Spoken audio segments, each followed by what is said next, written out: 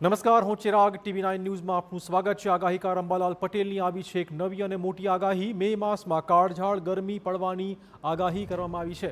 11 થી 20 મે દરમિયાન રાજ્યમાં ભીષણ ગરમી પડવાની આગાહી છે। મે માસમાં ગરમીનો પારો 43 ડિગ્રીની આસપાસ જ રહેવાનો છે। મધ્ય ગુજરાત, ઉત્તર ગુજરાતમાં કાળઝાળ ગરમીની આગાહી તેમણે કરી છે।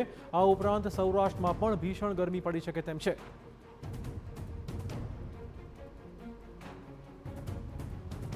11 થી 20 મે વચ્ચે આંધી વંટોળનું પ્રમાણ વધે, ગરમી પણ વધે। મહત્તમ ઉષ્ણતામાન લગભગ મધ્ય ગુજરાતના ભાગોમાં 43 ડિગ્રી સેલ્સિયસ એની આસપાસ થવાની શક્યતા રહે। ઉત્તર ગુજરાતના ભાગોમાં પણ મહત્તમ ઉષ્ણતામાન 43 ડિગ્રી સેલ્સિયસ આસપાસ થવાની શક્યતા રહે। ઉત્તર સૌરાષ્ટ્રના ભાગોમાં પણ ગરમી વધી શકે, કચ્છના ભાગોમાં પણ ગરમી વધી શકે, જૂનાગઢના ભાગોમાં પણ ગરમી વધવાની શક્યતા રહે।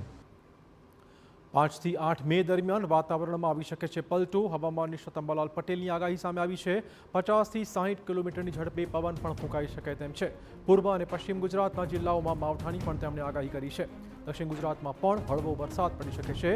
11 થી 20 મેના રોજ ગરમી સાથે આંધી વંટોળ ફૂંકાશે। 23 મે પછી પણ માવઠાની તેમણે આગાહી કરી છે।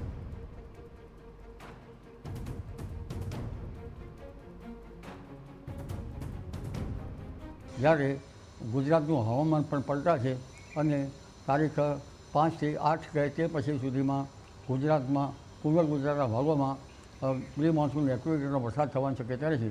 પશ્ચિમ સૌરાષ્ટ્રમાં પણ ક્યાંક પ્રી મોન્સૂન એક્ટિવિટીનો વરસાદ થવાની શક્યતા રહેશે। દક્ષિણ ગુજરાતના ભાગોમાં પણ ક્યાંક હળવો પ્રી મોન્સૂન એક્ટિવિટીનો વરસાદ થવાની શક્યતા રહેશે।